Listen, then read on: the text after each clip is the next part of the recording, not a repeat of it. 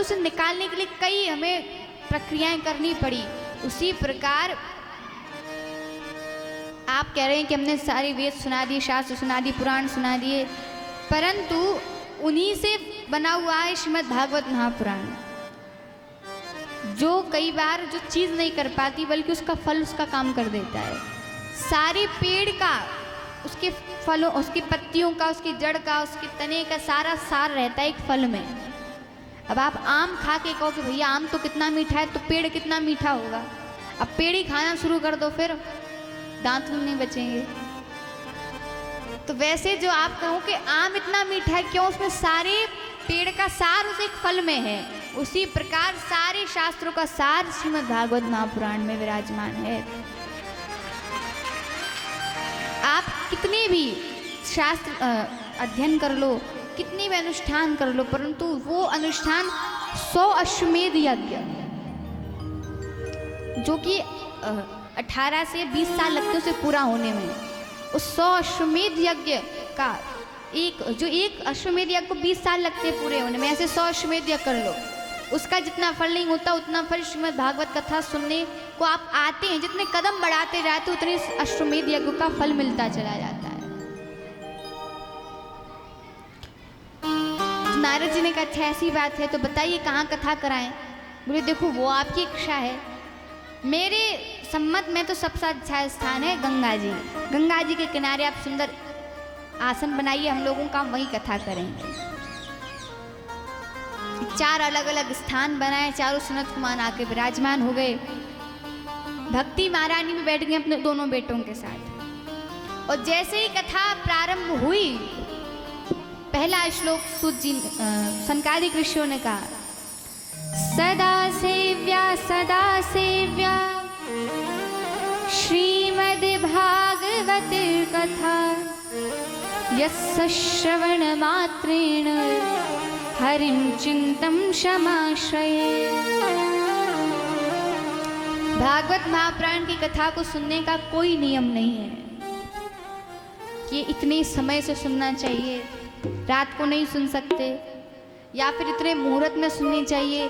भागवत महापुराण का कोई मुहूर्त नहीं है, क्योंकि मुहूर्त खोजने बैठते सुखदेव जी महाराज तो परीक्षित को तो 7 दिन में तरना था। अगर 7 दिन में मुहूर्त नहीं होता तो फिर परीक्षित का क्या होता, मुक्ति नहीं मिल पाती।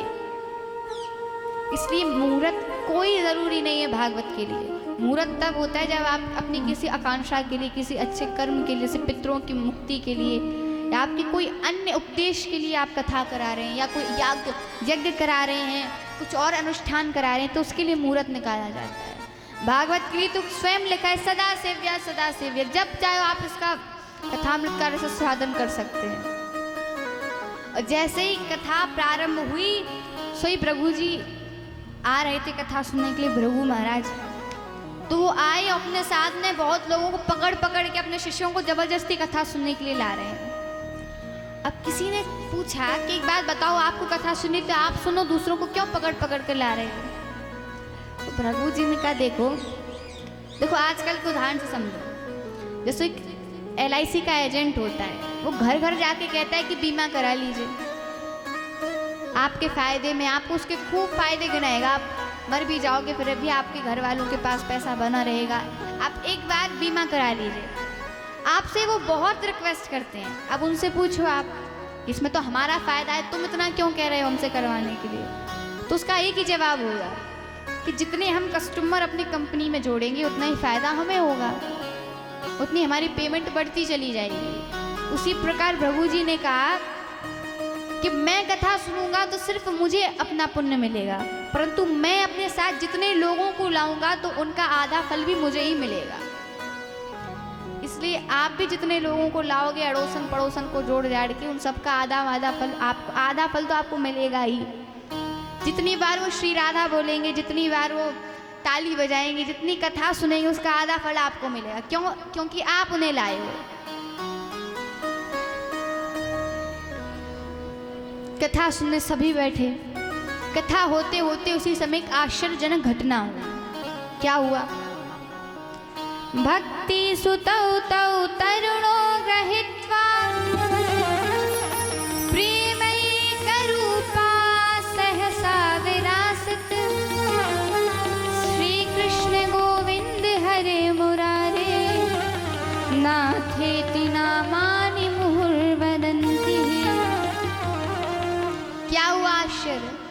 जनता के बीच में से ही श्री भक्ति महारानी अपने दोनों पुत्र ज्ञान और वैराग्य को लेकर के प्रकट हो गई। बोल भक्ति महारानी की।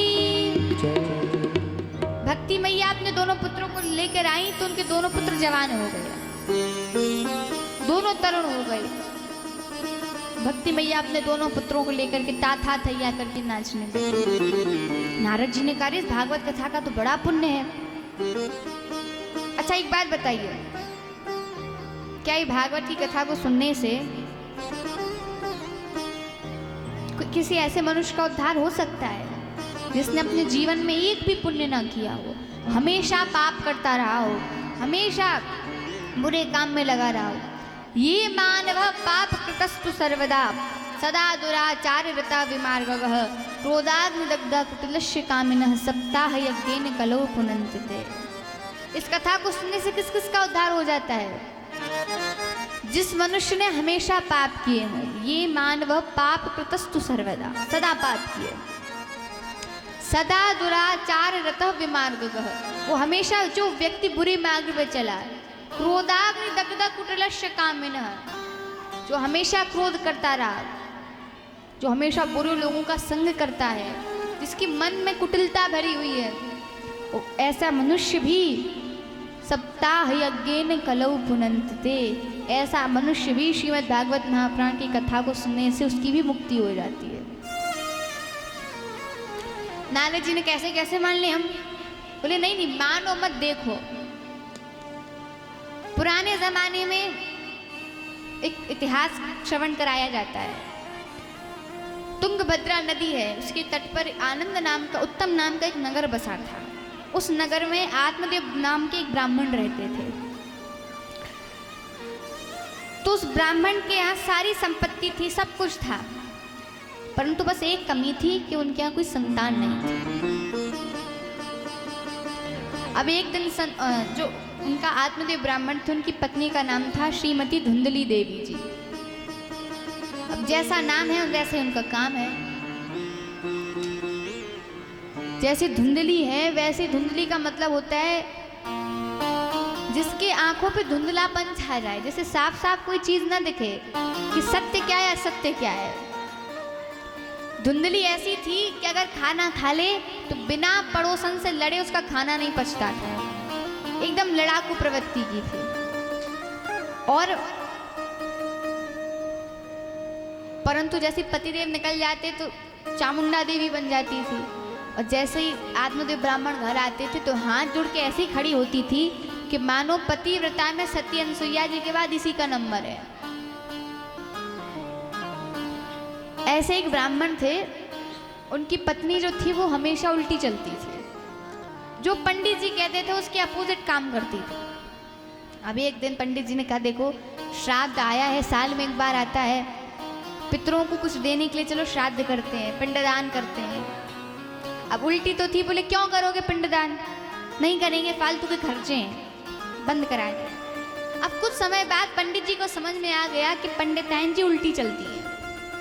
अब अगले साल फिर श्राद्ध का समय आया तो पंडित जी बोले नहीं नहीं, इस बार श्राद्ध नहीं करेंगे, हम फालतू के खर्चे रहते हैं उसमें। पंडिताइन तो उल्टी चलती थी, बोले क्यों नहीं करेंगे श्राद्ध, साल में एक बार आते, वो भी नहीं करोगे? अब पंडित जी के मन में खुश हो गए कि चलो जो करना था वो उल्टे बोलने से सीधा काम हो रहा है। अब बोले चलो ठीक है, कराओगी तो कराना, परंतु ज्यादा ब्राह्मण मत बुलाना, एक ही ब्राह्मण में काम चला जाएगा। तो बोली एक क्यों बुलाऊंगी, मैं तो 11 ब्राह्मण बुलाऊंगी। अब 11 ब्राह्मण भी आ गए। अब अकेले में खींच के वो पंडित जी ले गए, बोले देख ज़्यादा रुपए देने की जरूरत नहीं है, एक एक रुपए पकड़ा देना और कह देना कि जाइए। अब उस जमाने की बात, तो पंडित आए, बोले एक एक क्यों दूंगी, मैं तो 11 रुपए दूंगी सबको। अब दक्षिणा भी दे दी। अब समय आया जो पिंडदान की सामग्री होती है उसे नदी में विसर्जन करने का। तो पंडित जी के मुंह से असली सीधी बात निकल गई, ये जो सामग्री है उसे नदी में प्रवाहित कर देते हैं। तो बोले नदी में क्यों करेंगे, हम तो नाले में करेंगे। उठा के सारा नाली में कर दिया। अब पंडित जी ने एक दिन सोचा कि देखो कुंभ का समय है, हरिद्वार जाना है, क्या करें। तो आए अंदर बैठ गए। बोले कुछ भी हो जाए मैं तो जाऊंगा ही नहीं। अब पंडिताइन बोली कहाँ नहीं जाओगे?